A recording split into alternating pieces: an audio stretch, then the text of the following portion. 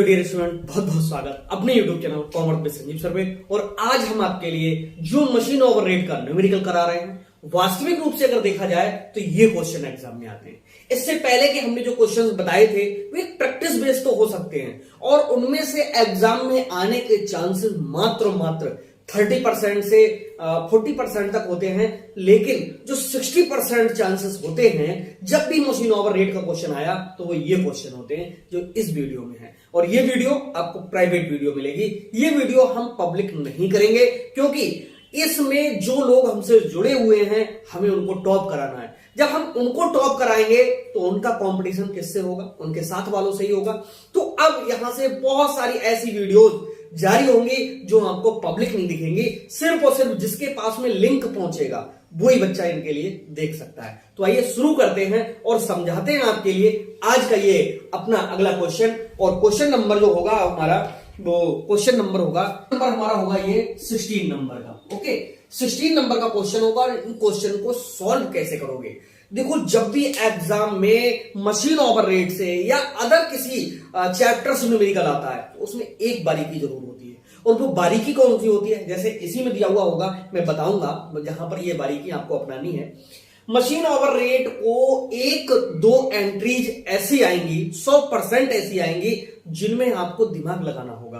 क्योंकि cost accounting का जो पेपर है थोड़ा सा टफ बनता है। ये कड़वी बात है लेकिन सच है। ये टफ बनेगा पेपर थोड़ा सा। 1-2 न्यूमेरिकल ऐसे होंगे जिनका लेवल बहुत हाई होगा, लेकिन घबराने की जरूरत नहीं है। उनके अथवा में जो लगा हुआ होगा वो आपका 100% पड़ा हुआ होगा। ये दावे के साथ मैं आपसे बोल रहा हूं। और जब भी आपको मशीन ओवररेट का न्यूमेरिकल सॉल्व करना हो तो मैं बताता हूं कि केवल 4 चीजें नीचे हो सकती हैं। वैसे तो मैं 3 को कहता हूं, लेकिन अब आप ये 4 चीजें समझ लीजिए।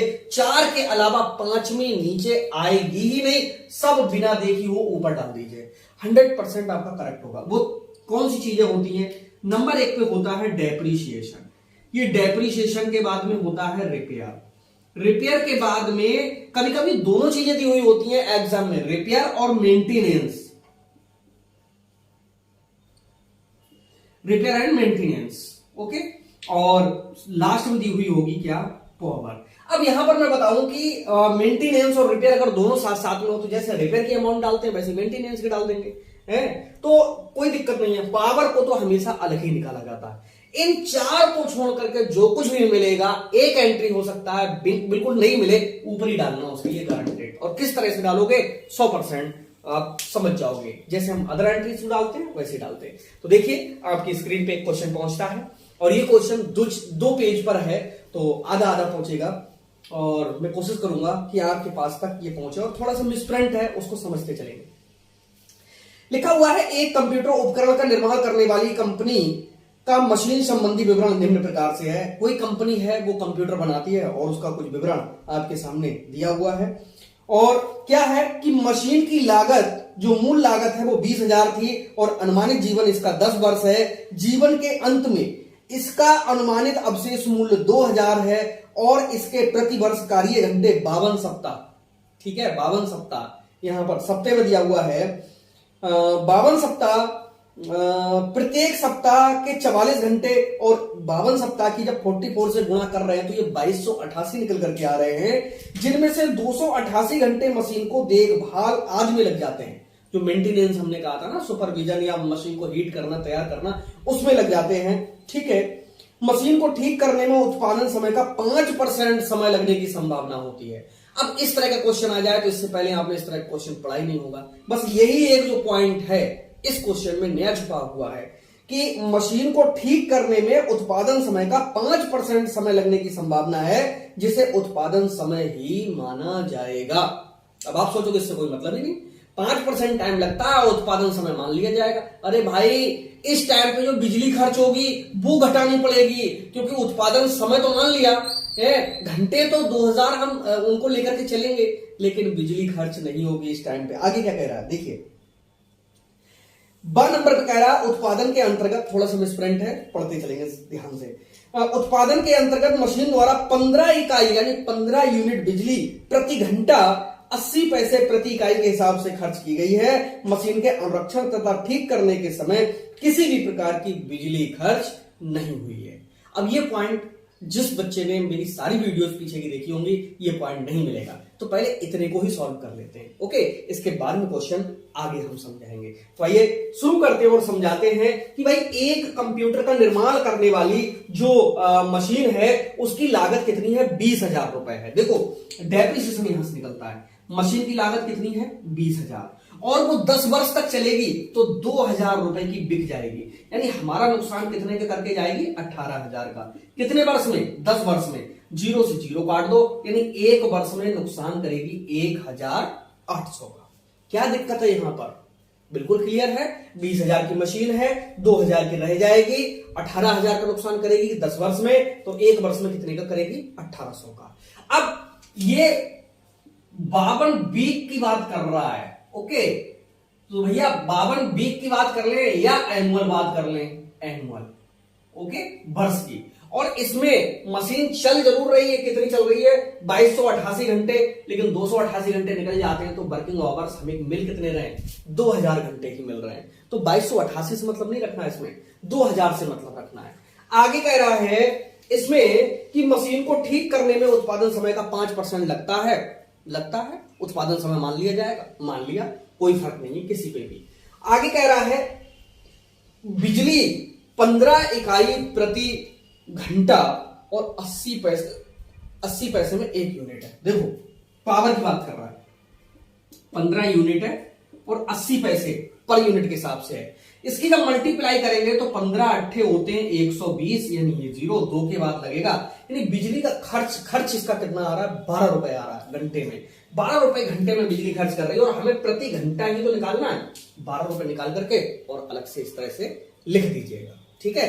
अब हमारी 2 चीजें निपट गई, क्या डेप्रिसिएशन भी निपट गया, जो भी अमाउंट आनी थी आ गई, और पावर की भी आ गई। नीचे की सिर्फ 2 चीजें बची हैं, रिपेयर और मेंटेनेंस, ठीक। इन दोनों को उसने इकट्ठा कर दिया कि इन दोनों में जो टाइम लगता है 5%, उसमें बिजली नहीं लगती है, लेकिन इसका खर्च बताएगा आगे, ओके। बताएगा तो डालेंगे, नहीं बताएगा तो नहीं डालेंगे। अब इसका शेष पार्ट देखिए, आपके सामने पहुंचेगा। मशीन में हर सप्ताह में शुरू में एक रासायनिक द्रव्य परिवर्तित किया जाता है जिसकी हर बार की लागत 200 रुपए है। कितने सप्ताह थे, 52, okay. Chemical, CHEMICAL, chemical, okay. देखो 52 सप्ताह हैं और एक सप्ते में 200 का बदला जाता है। तो ये हुआ कितने का भाई, देखो यहां पर 1 0 2 0, 2 दूना होता है 4 और 2 पंजे होते हैं कितने, 10। यानी यहां पर जो खर्च हो रहा है वो 10,400 हो रहा है, ठीक है। 10,400 केमिकल में खर्च हो रहा है, होने दो। आगे कह रहा है मशीन की अनुरक्षण लागत कितनी है, 1520 रुपए है। दा वाले पॉइंट में दिखा हुआ है, समझ गए आप लोग, कहां पर पड़ेगा जाकर के, मशीन की अनुरक्षण लागत है वो 1520 रुपए है। अब रिपेयर एंड मेंटेनेंस ये डाल दो, पूरे वर्ष में है 1520, वो इसी की बात कर रहा है, ठीक है। आगे देखेंगे, आगे क्या कह रहा है, मशीन के परिचालन पर नियंत्रण के लिए 2 परिचालक कार्य करते हैं जो इसी प्रकार की 5 अन्य मशीनों को पर नियंत्रण रखते हैं। यानी 2 लोग काम कर रहे हैं तो इनको हम क्या देंगे, सैलरी देंगे। जब सैलरी देंगे तो पहले यहां पर लिख लीजिएगा SALARY, सैलरी ऑफ ऑपरेटर। देखो 2 लोग हैं, 5 अन्य मशीनों को चलाते हैं, मशीनें हो गई 6। इसका मतलब है कि 2 गुणे 1/6, ये 2 कहां से आया, 2 लोग हैं। 1/6 क्यों हुआ, क्योंकि वो 5 अन्य मशीनों को चलाते हैं और एक मशीन जिसकी गणना ये हो रही, मशीनें हो गई कितनी, 6, ठीक। आगे क्या कह रहा है, आगे कह रहा है उनको सम्मिलित मजदूरी, बीमा व अन्य खर्च 480 रुपए प्रति माह दिया जाता है। तो भैया इन दोनों का सम्मिलित लिखा हुआ है, इसका मतलब अलग अलग नहीं करना है, ओके। उन दोनों को सम्मिलित मजदूरी व बीमा अन्य खर्च 480 रुपया प्रति माह दिया जा रहा है। तो भाई एक बात बताओ, जब 480 रुपए हम दोनों को दे रहे हैं तो 2 से गुणा करने की कोई जरूरत नहीं पड़ेगी, बल्कि 480 और गुणा करनी होगी 12। क्यों करनी होगी, क्योंकि 480 रुपए दे रहे हैं एक महीने में और हम सवाल एनुअल में सॉल्व कर रहे हैं, तो 12 से गुणा करनी होगी, ओके।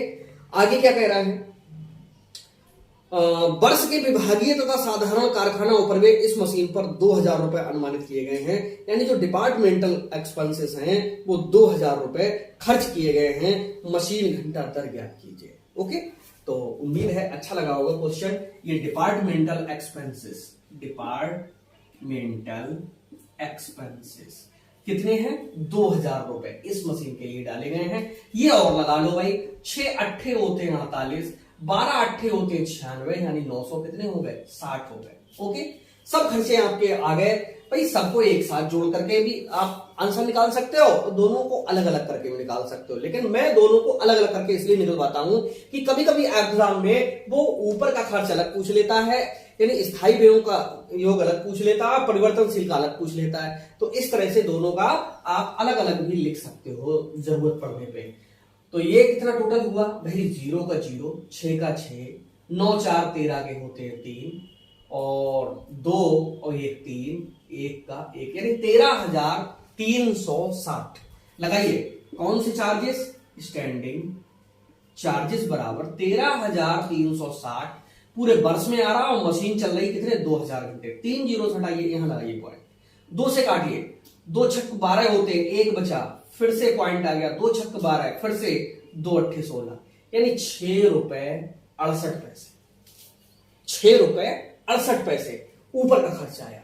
नीचे वाले कितने हो रहे हैं? ये हो रहे हैं, इनका जब टोटल कर रहे हैं तो 0 2 8 5 13 के 3, 1 1 2 1 3, ये हो रहे हैं कितने? 3320। कहीं भी कर लीजिए, रफ कर लीजिए भाई, 3320 खर्च हो रहे हैं और मशीन चल रही है पूरे वर्ष में कितने? 2000 घंटे। 3 से पॉइंट यहां, 2 से काटो, 2 एकम 2, 1 बचा 13 हो गया, पॉइंट आ गया। 2 छक्क कितने होते हैं? 12, 1 बचा, फिर 12 हो गया, 2 छक्क 12, यानी 1 रुपए 66 पैसे हो गया। ये पॉइंट में कटता हुआ चला जाए तो समझ लो कि हमारा जो क्वेश्चन है वो ठीक हो रहा है। यानी यहां से अब पूरा टोटल जोड़िए कितना हो रहा है। आप जब सबका टोटल कर लेंगे तो देखिए, इसका जब टोटल करेंगे तो 8 और 6 14 के होते हैं 4, 6 6 12 और 1 हासिल का होता है 13, 6 और 1 हासिल का 7, 1 8 और 2 होते हैं 10 और 1 और 1 2, यानी मशीन ओवर रेट MHR बराबर 20 रुपए 34 पैसे, और इसका आंसर भी करेक्ट है 20 रुपए 34 पैसे। ओके, तो इस तरह से ये कैसा लगा क्वेश्चन जरूर कमेंट में लिखिएगा। मिलता है नेक्स्ट वीडियो में, तब तक के लिए बाय बाय।